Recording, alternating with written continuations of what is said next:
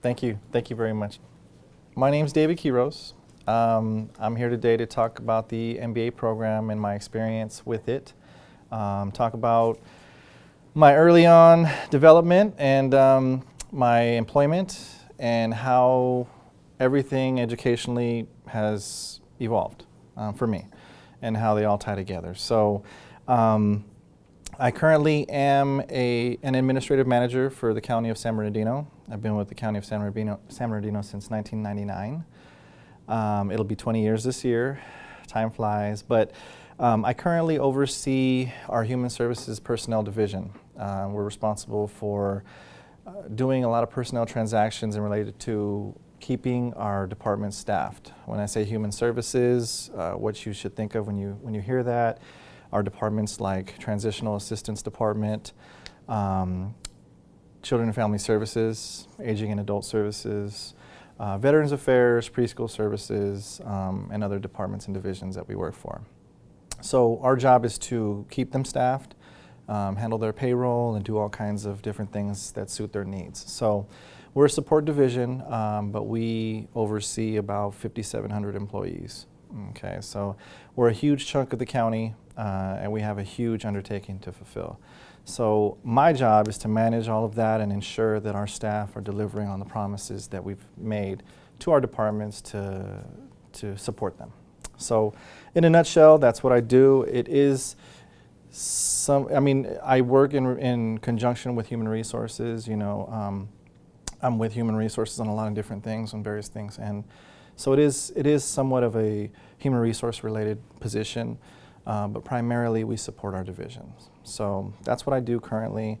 And that's a little bit about me to get started. We'll get more into everything. But first thing I wanted to do is I was at a poverty symposium that we put on in the county annually. And it was earlier today. So there was this icebreaker, or this activity that this gentleman did. And I thought, that works perfectly. And I just thought it was super cool. So we're going to do a little something real quick. You guys all have a paper and pencil in front of you.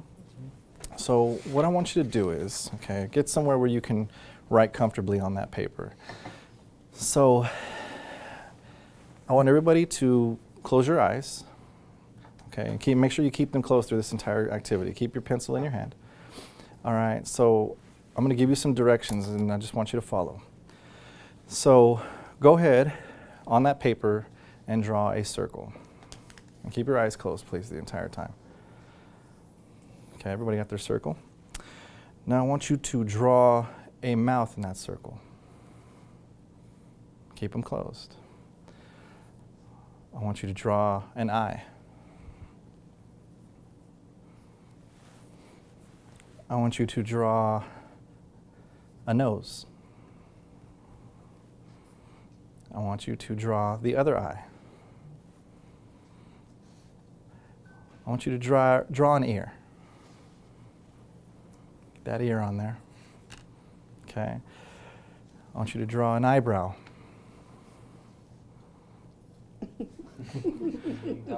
Okay. It's going to be bad. I want you to draw another ear.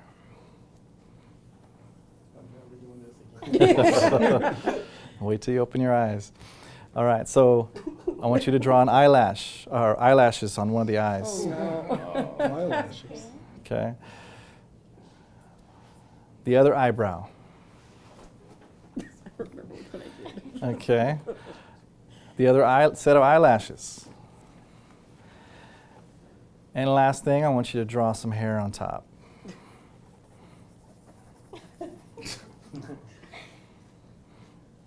Okay. Go ahead and open your eyes. I forgot Wow. It goes off to a good start. And then it just doesn't show up like that. That's all. All right, so how do we do? All right. Yeah. That's a, Also has nothing on me. Hey, not bad. Okay. Not really good.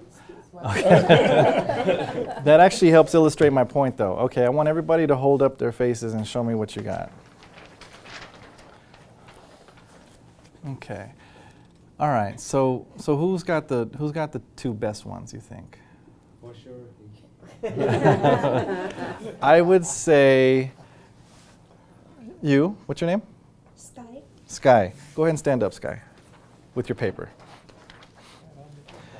And I'm torn between, I think you might have come the closest. You got one ear on there. Go ahead, stand up. What's your name? Maria. Maria. Okay. So the point I want to illustrate is now I'm seeing your two faces, okay? These are the two best faces that, in my opinion, as a hiring authority, are there.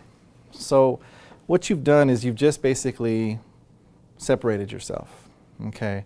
Not knowing what we were doing initially. Nobody really knew, and there's no skill that comes with this, believe me. Go ahead and sit down. Thank you, guys. Yeah, There's no skill. There's no skill that comes with this, but you guys have basically put your best foot forward on paper, all right? So what we're trying to get to today in the end is basically the added value of your degree, your education, and whatever your master's degree could or potentially would be in, you're putting your best foot forward on paper. So that's what employers see when they don't see you, okay? So again, the point is just to illustrate that, two people basically, with no skill attached in terms of this activity, separated themselves. So if I had a prize to give each one of you, I would. Okay, there's actually cookies. So you guys, so you can have a cookie, all right, or an extra cookie. But again, the point being is that we are what we are on paper before we are who we are to somebody. Okay, so in that frame of mind, I want to talk about going back how I attained my master's in business administration from Cal State San Bernardino. There's a long way to get there, but let me just give you the history. I grew up in San Bernardino for the earlier part of my childhood, and we were in a tough area, a difficult area to grow up in, but it wasn't. There were never times when we had to worry about the lights, being, going off or food in our mouths. So I don't want to give you the wrong impression. We were poor, but we weren't, in that situation. But we were in a rough neighborhood. Eventually, my mom and dad moved my sister and I to the high desert in Victorville. Okay, so I went to high school and spent my teenage years in Victorville, went to Hesperia High School. I graduated a year early in 1996. And no, it wasn't because I was extra, studious in high school or anything like that. Quite the opposite, actually, and we'll talk about that. But mostly, I skipped first grade. All right, for full disclosure, who skips first grade? I guess I could do my ABCs a little better than everyone else, but I skipped first grade. So I graduated in '96, and I immediately started working part-time. In that time, I wasn't sure what I wanted to do. I knew I played high school sports in high school, and I knew that I would love to be a coach. In order to do that, you have to be a teacher. You have to go to college and at least get your 4-year degree. So I'm thinking, okay, I want to go to school. The problem was, I was a poor student in high school. Okay, and I think a lot of that had to do with maybe just not applying myself, being interested in other things. So I was a poor student. I didn't have a full ride, obviously, anywhere. I didn't have school at the front of my mind. What I did was, I got a part-time job, and I said, okay, this is what it's like to be an adult. No, that's not what it's like to be an adult.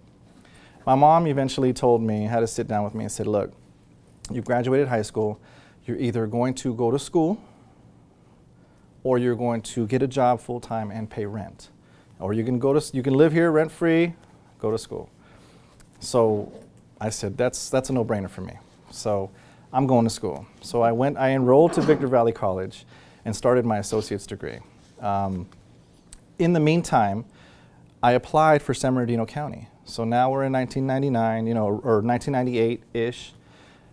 Got an entry-level type position with San Bernardino County, and then I became what's known as Employment Services Specialist. And this position was through social services, helping people that were receiving cash aid or welfare, getting them job ready. So that was my first job with the county. In the meantime, I'm going to Victor Valley College, getting my general education, got my associate's degree. So now I'm working full-time, going to school part-time. Transferred to Cal State around 2000, 2001, somewhere in there. Completed my undergrad while I was working for Cal State, for San Bernardino County. in the meantime, I had become a social worker for the county. I've been promoted to become a social worker, and I loved being a social worker. My undergrad, I graduated in 2005. My undergrad was in sociology and with the social work track, a certificate. So I was going to be a social worker. Okay, I was set up to do my master's in social work, and it would have taken me less than 2 years to do that. And I was set up to do it. I got a taste of that social work, and I liked it. I didn't love it. Okay, so fast forward a little bit more. I got an opportunity with the Department of Aging and Adult Services. I got an opportunity to become a supervising social worker. So I got promoted.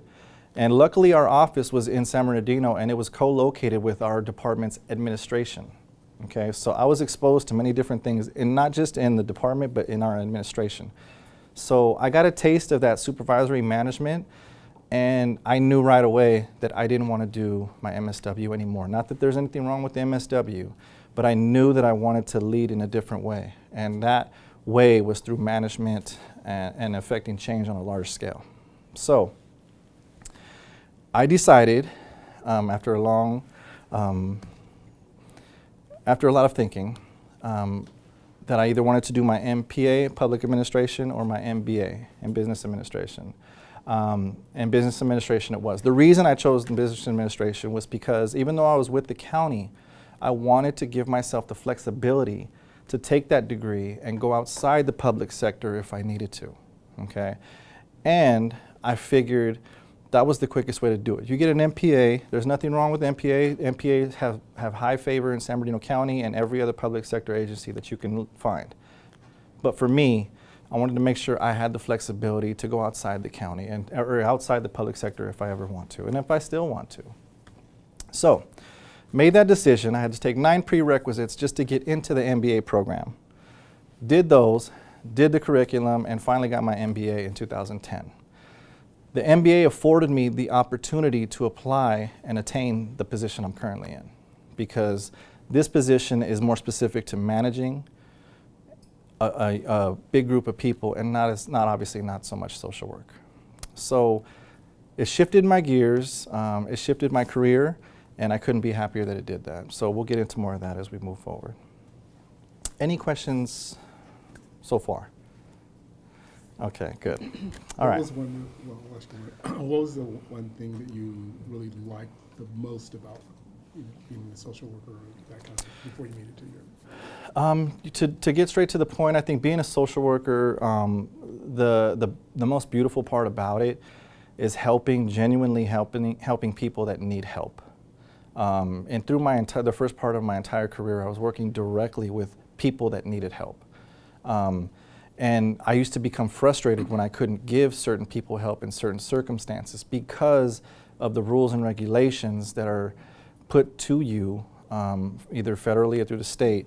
Because of the regulation of the way that the money comes down to you, you're bound by so many regulations and rules that you can't always help every person in the way that you want to.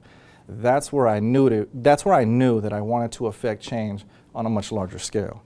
If I can affect change on a policy and procedural scale, now I know that I can make change not just for this person that I'm helping, I can make it for tons of people. So, but the most rewarding thing, without a doubt, is helping people that need help. It's also one of the most frustrating things, though, when you can't help the way you want it. Yeah. So anyway, so here we are. Initially, I wasn't like I said, I wasn't a great student in high school. I was into sports. We had to have a C average. That was the minimum. Did the bare minimum, didn't study well, didn't do any of that stuff.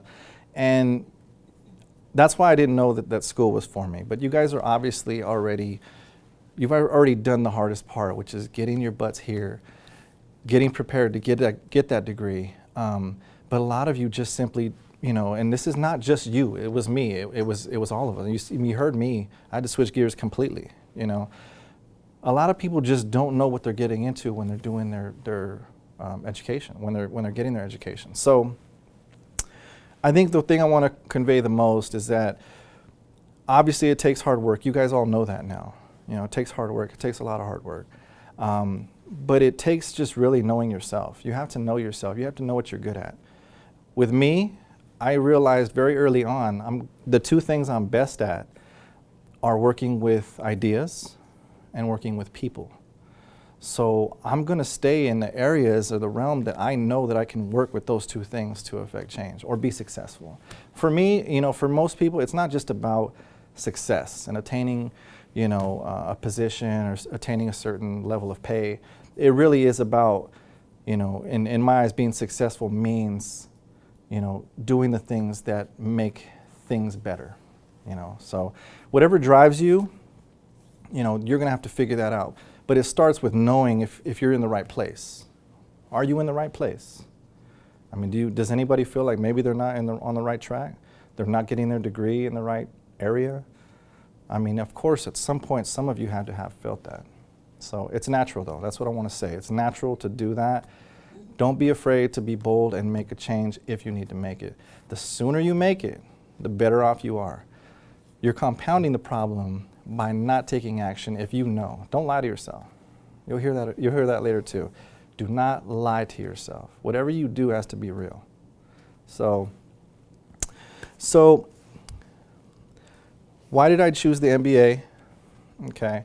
As I mentioned, it's a degree that, for me, I really didn't know what I was getting into. I'll just tell you straight out. Okay. My undergrad was in sociology and social work. Okay. Minimum math. I mean, very little math.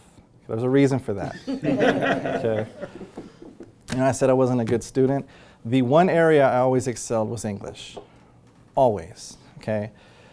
The one area that I always had problems with was math. My senior year, I'm not afraid to say this, my senior year, I had AP Honors English. It was the only AP Honors, anything close to it that I had my entire 4 years in high school. I had AP Honors English and Study Center Math. Do you know what Study Center Math is? It's where they give you a packet on Monday with addition and subtraction and division and all that, and you turn it in on Friday. That's what that was. So that's what it was for me. And I stayed away from math. I had a degree that had really no math required. So for me to decide to go into an MBA program where they have finance, supply chain, accounting, it was intimidating, to say the least. But I made the decision, and the reason I made the decision was because I was being real with myself. I knew that for me to get to where I wanted to be, I had to get that degree. And not just a degree, that degree. Okay, if you do any kind of research on a master's or a graduate type of degree, you're going to find the one that you're going to need. Okay, and information's at your fingertips. It's so easy to find now. So for me, I knew that I had to get that degree. So here we are. I'm struggling through supply chain. You guys ever been through a supply chain class? Right now. Okay. Yeah, 7 buses carrying 3,072 pieces, units of this, or, are arriving at the store. One arrives today, 2 arrive next week. When do you need to order again? Come on. Come on. So there's that, there's accounting, and there's finance. Luckily for me, the majority of what they're applying in the classroom is real life situated. So you got to use a calculator, you got to use Excel, you got to, but you have to know how to get it and how to use it, and how to use those tools. So they're giving you the information and they're teaching you how to use the tools that are applied in real life. So I appreciated that. Somehow I got through, okay? And I say that joking, but it took a lot of hard work. It took a lot of telling friends, I can't hang out with you, no, I can't go here, no, I can't do this, I have to do this. And, that is something that not everybody has. And not just an MBA, not just an NPA, but a master's level degree in general. That's what you're showing, okay? That's what it shows employers. Do you think that people with a graduate degree somehow magically just know a ton more than people with a bachelor's degree? No. The answer is no. That's a fact. I interview people all the time. I interview people with master's degrees who can't put two sentences together, okay? I interview people with bachelor's degrees that are sharp, sharp, sharp, okay? However, the minimum qualifications for a job might be a master's degree, okay? Not a bachelor's degree. So who's gonna get the interview? The person that can't put two sentences together.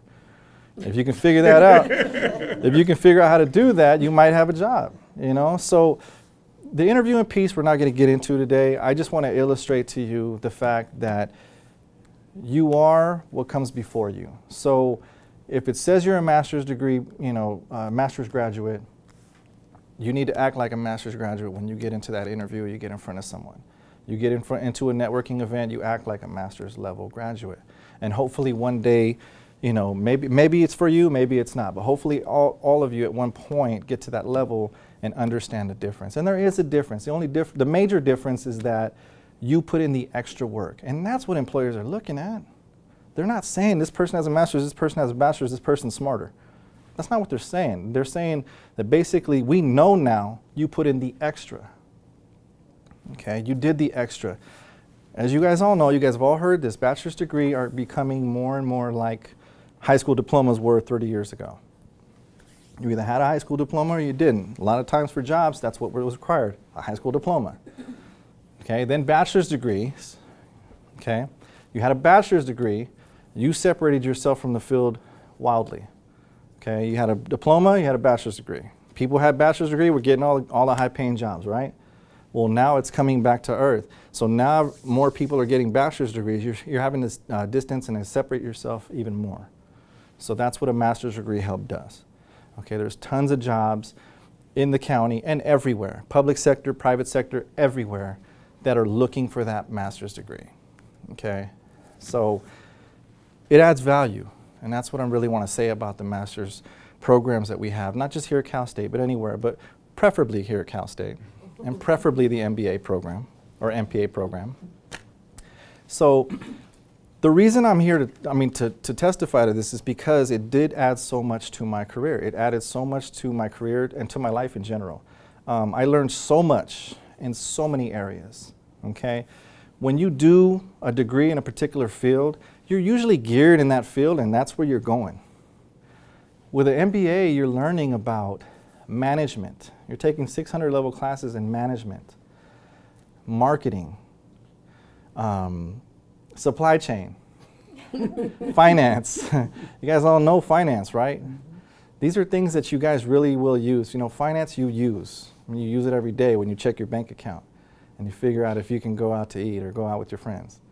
So, I mean, that's a very basic way of thinking of it, but finance, accounting.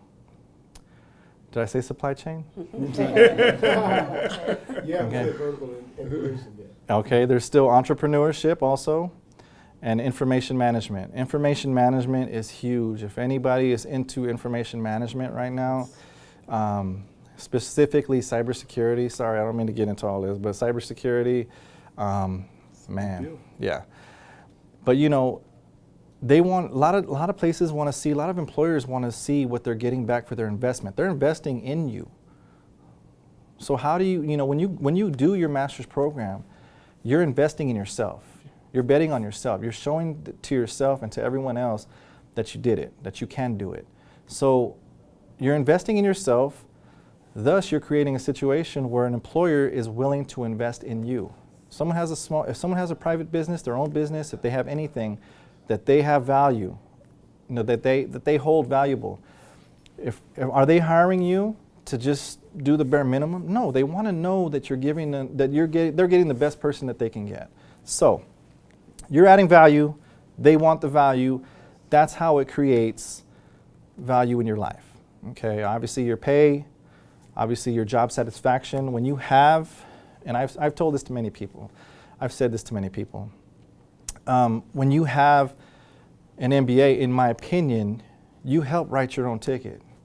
I mean, someone with an MBA and some experience, even if it's very little, if you have an MBA, you should be able to go anywhere at any time and become employed. If you listen to the lessons that you were taught if you follow the guidelines that you know you need to follow, there's no reason you should be unemployed for long, unless it's a choice. And it's like that with a lot of master's degrees. So, without going into too far to that, you know, the MBA program, it's well-rounded. I loved my management classes. I loved my marketing classes. I love my information classes. Not so much supply chain. But you know what the MBA program, and you guys do this now, but you know, they put you in groups and they force you to work, you know, on these very difficult things in groups. And you know, there's nothing more valuable than working in groups. And I know that now. I used to get so frustrated working in these groups, you know, because you have, I mean, have you seen the thing? And there's like a meme or a YouTube thing where there's like all kinds of different persons in the group. There's the hustler, and there's the, you know, the jokester, and then there's the slug that doesn't pull their weight, you know, and then there's the mom, you know. So, I mean, there's all these different types of people, you know, within these group dynamics, but it teaches you so much about real life and being a professional, you know. Do you want to cuss that person out because they didn't get their piece in time? Absolutely. Okay. Yeah, you do, but you can't. You don't. I mean, you can't do it. You know, you're working. So, are there times you want to cuss people out at work? You know, in a professional environment? Absolutely. You know, even in real life. You know, in regular life, absolutely. But it teaches you a lot about how things are supposed to be. And if I don't have to train you on how to be a professional, if that's something that you understand already, you're saving me time. That's one piece I don't have to worry about. So, again, that's the piece, and those are the types of value that you're adding to yourself by completing the master's program and taking it a step further. The cost, obviously, you know, everybody's first, you know, rebuttal or you know, or thing to talk about is the cost. Obviously, there is a cost, but again, it comes down to how much you want to invest in yourself. You know, you don't have to raise your hand, but anybody in here have school loans? Yeah, you don't have to raise your hand. I know people have school loans. I have school loans. So that's not something I was worried about then, and it's certainly not something that I'm worried about now. What I'm worried about is attaining the most out of my career, affecting the most change in the areas that I want to do that, and making sure that my quality of life is in line with what makes me happy. All right? So I've afforded myself, in my opinion, in fact, I've afforded myself that opportunity because of what I went through with the MBA program and Cal State in general. So, again, after you get your degree, your master's degree, you'll know it was the right thing, and there's no way for me to tell you that. I can sit up here and tell you, you'll know it. That day you finish it, you'll feel what it feels like to accomplish that thing that you thought maybe would never happen. All right, so the thing that I want to impress upon you, is whatever you need to find your motivation, whatever it is. All right. So everybody here is enrolled. Everybody here is enrolled, right? Mm-hmm. So I'm just going to ask a couple of people why you're enrolled at Cal State San Bernardino, attending classes, doing homework, listening to someone for an hour and 45 minutes at a time. It's an hour and 45 still? We still quarters here? Yeah.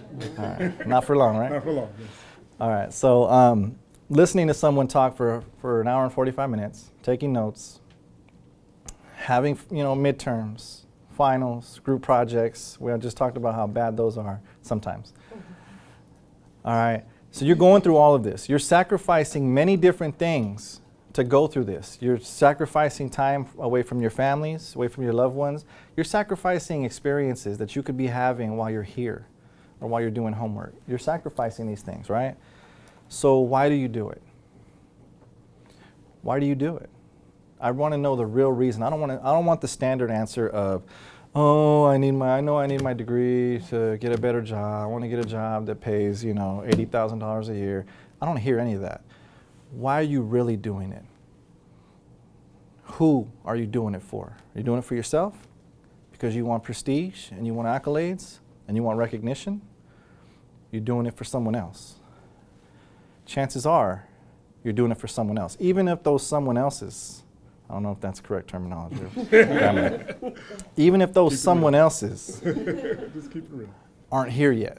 In other words, if you're a single person going through college, a young person, you don't have mouths to feed, that's okay. You may be doing it for someone else in the future. You may be planning your future accordingly. So think about why you're doing it. And I want to ask you, what's your name? My name's Angelica. Angelica, why do you do it? I'm doing it because I have 2 children that always spoke very highly about education too. And it was time for me to walk the walk and not just talk the talk. So my son is currently in a master's program here at Cal State. Oh, good. Not in the MBA program, but nonetheless, he came back from DePaul in Chicago to come to school here. My daughter's 15. And secondly, I'm doing it because somebody finally believed in me and empowered me to say, you can do it. So it's hard, as you say, a full-time job and 2 kids, and everything else, but it's worth it. I've met some amazing people, and I'm enjoying it. And the support system that you come across in your classes and in the program, it's really amazing. Good. So. Okay, good. Thank you for sharing. My man in the green jacket, why do you do it? So I'm doing it for myself, for a future, and I'm also doing it for my parents. So my story is a bit different. I'm an international student here, and for me it wasn't that easy to come here. But the reason I chose was because the college is AACSB accredited for MBA, and for a price which we give here, we won't get as a good degree for this price. So that was the reason. Now, I'm from India, and we have good reputed colleges here too. But the main purpose was to get this global exposure and see how stuff works around, because no country can work in isolation, be it the US, or be it India. So that's another thing. But to answer, yeah, I'm doing it for myself, for a better future, and also to make my parents proud and to make something out of myself. Excellent. Okay. So thank you for sharing. So your parents are a big equation in that. I mean, you mentioned them. They guided me.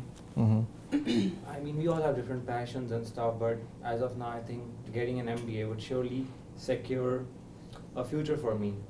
If I have that, then probably if I want to venture in different fields, which I can do that too. But I am securing a degree which I can use if something else doesn't work down the road. Thank you for sharing. Okay. We'll do one more. How about you? Well, my reason was after about 20 years of marriage and raising 4 kids, I found myself with no savings, no money, and there was no way to support my kids or my family on my own. So I knew that I had to do something, and time was of the essence. I had to do it quick. So I decided to go back to school. My daughter is a senior at Cal Poly Poland right now, so Good. she's following in my footsteps. Good. Well, So great. to set a good example, and then of course be able to support myself and my kids eventually by myself. Excellent. Okay. Thank you for sharing. All of you guys, thank you for sharing. The reason I asked that is because it's something different that motivates everyone. And I wish we had time to go around the room because I love hearing, why people do what they do. It's the sociology in me. But I love the social situation piece of it. I could sit here and do that all day. But the fact is, it's different for everyone. It really is. It may be similar, but everybody's walking their own path and has their own experiences and childhoods and adulthoods that we have to draw on that motivate us. I want to tell you a quick story. And it's really quick, it's actually. But the point I want to illustrate is that you really need to find what motivates you. You guys know what motivates you, but you need to keep that at the forefront.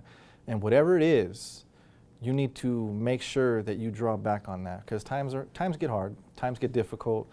We've all been through things. But that flame, whatever sparked that flame, whatever sparked that fire, or however it came to be, you need to remember why it's there and what it is. You need to be real with what it is. For me, You know, I wasn't sure that I was ever going to get a bachelor's degree. You know, I mean, I had really felt to myself that I wasn't worthy. You know, I had a situation I used to like to write poetry and stuff in high school. And there's not really a whole lot of area for poetry in high school. I mean, it's your basic, you know, subjects, and unless you're in art or theater or something like that, there's really no place for it. But we had an assignment from an English teacher, and I was probably a sophomore.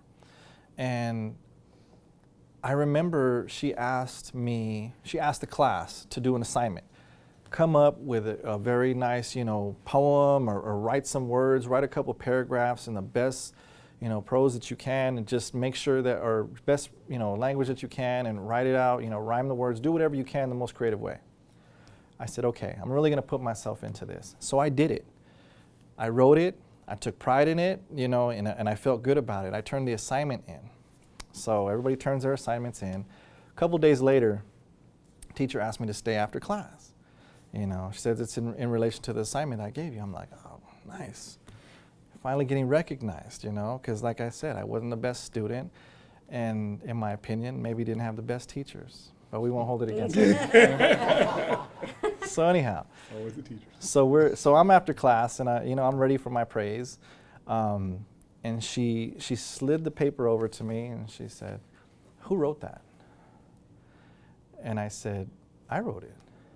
And she looked at me and she said, "No. Who wrote this for you?"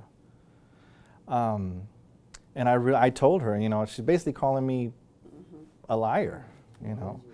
So, yeah, you know, so she didn't believe me that I wrote it. And she asked me about 3 different times, and I told her that I wrote it.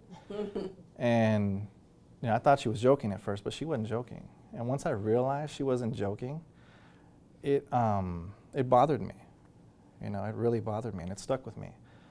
You know, it was kind of from then, you know, sophomore in high school. It was kind of from that point I started realizing that everything that I had been through as a child, where I came from, who I had interacted with, you know, I really wasn't supposed to excel in anything.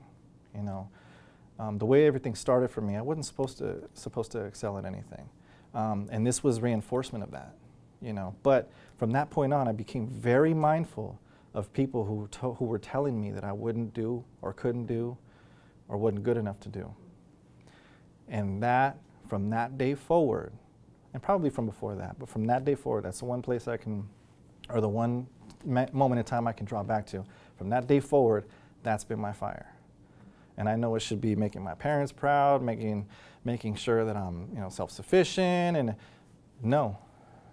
The chip on my shoulder from people, you know, for much part of my life, telling me that I couldn't do it. And for a while there, I believed them. You know, for a while after even high school, I believed them. But, you know, it just took a nudge in the right direction.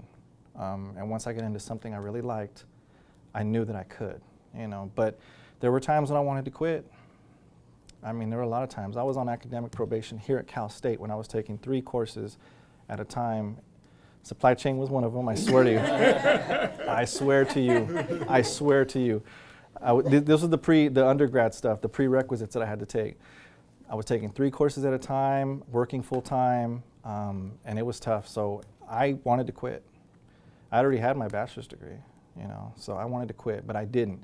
And it's because of those things, the things that I think back on, that I draw upon. For you, you know, it's success in your later life. For you, it's your children. You know, for you, it's making a future for yourself. For everybody, it's something different. But I knew from that point that if I could do it, that I would do it.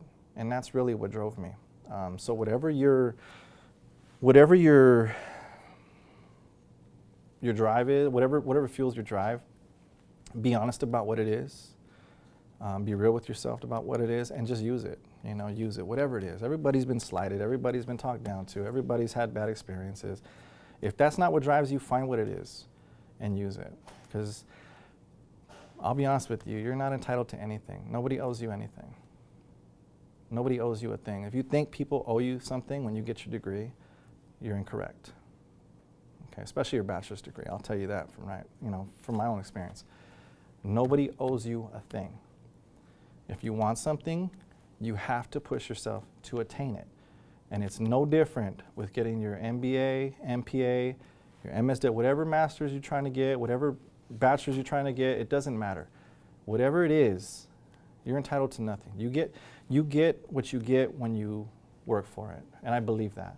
A lot of people are given things in this life, and it's not fair. You feel it, you're mad at it, but being bitter and upset doesn't do you any good.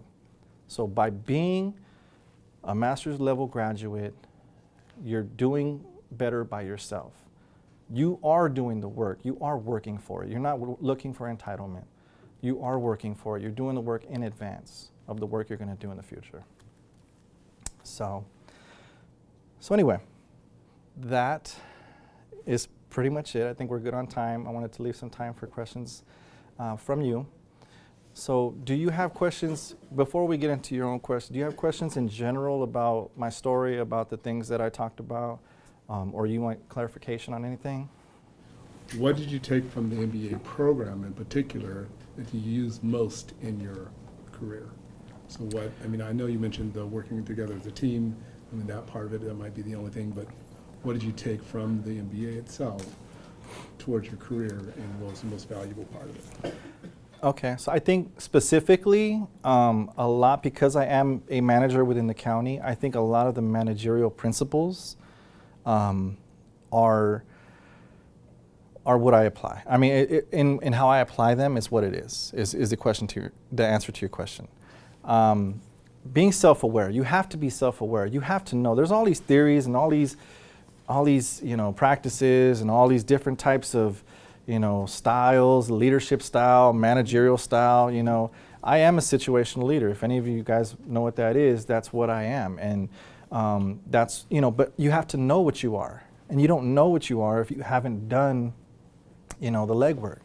So understanding the kind of leader I am, the kind of manager that I am, and being able to pivot between, situations. Those principles are things that I learned here, operating here, but now that I'm learning on the job as I go. But I know what I'm working with. I know the different styles that I'm using because of things that I learned here, here in this very building. So I think those things that you draw from, you learn it and it makes sense, but it doesn't make sense till you do it. You have to apply it. We all know that. So by basically, because of my position, I think I'd have to say that. In general, the group work, having to learn a wide variety of different subjects, at a master's level, that's not easy. So those things alone, they got me, they have me very well rounded and got me to a point where I feel comfortable working in any situation with any type of person, difficult, friendly, silly, quiet, rambunctious. So, you want any others? Yes. Can you talk a little bit more? You mentioned cybersecurity a couple of times. Can you talk about the growing opportunities that you're seeing? Yes. Obviously, cybersecurity, it's a field that it's almost like information management. Information management, 10 years ago was just like people didn't fully know what it was. And now IT jobs, they're everywhere, and there's such a requirement for any type of business because it's in every type of business.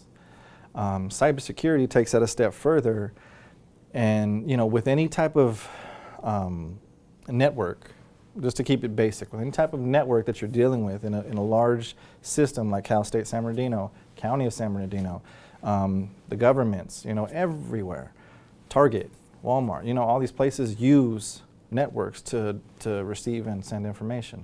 Anytime you have that type of vulnerability in anywhere in those places, you need security. So the bad people, the people that know how to steal that information or use that information for bad purposes, they're getting more and more sophisticated every single day. What that means is that the people that are guarding against that have to be more and more sophisticated every day. So this area is evolving and it's becoming more necessary. And it used to be thought of somewhat as a luxury to have a cybersecurity unit or group that could look into that. Now it's a necessity. And it's not just a necessity here in San Bernardino, it's a necessity everywhere. And there are a lot of high-paying jobs in that field that are, federal, state, local government, and not just there, in these large Fortune 500 companies as well. Everybody needs it. Law firms, Toyota, I can't tell you how many. I mean, just everywhere. It's everywhere. So if you're really looking to get into a field and you enjoy that type of work, and you enjoy doing something worthwhile, that helps protect people, then yeah, it's definitely a field that you should look into. Is that okay? MBA. Okay, so additional questions. If anybody has additional questions, now's the time, because I think we're going to be wrapping up soon. But I just want to make sure that I offer myself to you. If you need to get a hold of me, I was at an event earlier today. I have no more cards, and I feel terrible about it. But if you want to talk to me, I'll give you my direct email address and phone number. You guys can contact me if you want more information, or if you just want to reach out and ask about county positions or how to go about applying for a county job. That's what we do. So, any other questions? I haven't gotten anything from the back here. You look like you have a question. Me? Yeah. You look inquisitive. Did you ever go visit that teacher? Oh. Oh, see? You're like me. Yeah. The petty gang, right? No, and I couldn't even tell you what her name is, her last name was, I should say. I can remember we were in a portable. You guys know what portables are. We were in a portable, and I remember the direction it was facing, what the outside of the windows looked like. I remember the way the ramp used to come up. I remember where she sat in the room. I remember where I sat in the room, but I could not tell you her name. But to speak to that, for me, and this is for a lot of people, for me, those things stay with you, and they become a part of who you are. Now you can handle it one of two ways. You can let it, I don't want to say define, but degrade you in your own way, and yeah, define you in a way too. I mean, you can let it stay with you and become a point of negative thinking, or you can roll it up like a log and throw it in the fire. And that's really what I think that's more empowering, in my opinion, if you can do that. I wasn't always able to do that. And believe me when I tell you, okay, I don't believe in being vindictive and going back for retribution, but I still remember the names of every single person since I became a professional. I remember the name of every single person that, in my opinion, wronged me, or backstabbed me, or flat out disrespected me in the professional environment workplace. I know who they are. Some of them have retired, some of them have moved on, some of them left the county, and I know every single person's name. I remember the people because it stays with you. Now, that's not to say I remember their name because I'm going to go looking for them. It's not like that at all. But I'm just saying, it for me, it always stayed with me. And I don't let it become a bad thing. I use it as a good thing, because you always need fuel. You always need fuel for the fire. Whatever your fire is, like we talked about, whatever it is, you need fuel, whatever that is, whether it's your kids or your income, the income you want to eventually make, your success, whatever. So, but yes, I don't think I would. If I remembered her name, I don't think I would go looking for her though. But I have to thank her. In a way, I have to be thankful for that experience. Reflecting on it. At the time it wasn't, but now I do. She was a weak instructor, weak teacher. I'll tell you why. Because with you writing that paper and her not believing that you wrote it, all she had to do was just start asking you different points and things, and she would know that you put it together. Because if somebody is using something that someone else has written, they don't know that much about it. But she could have gotten to the fact that you knew the nexus You knew the origin of everything that was in there, and she would have known it was you. Right. Yeah, and I think, and you know, to a degree, the fact that I had been a poor student up until that point, and I really wasn't applying myself, you know, maybe that predisposed her to thinking that way.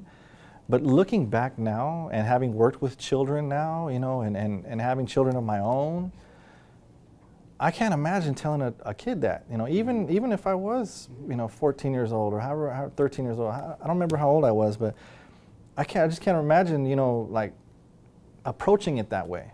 I might approach it that way with a buddy of mine, like, you didn't write that. Get out of here.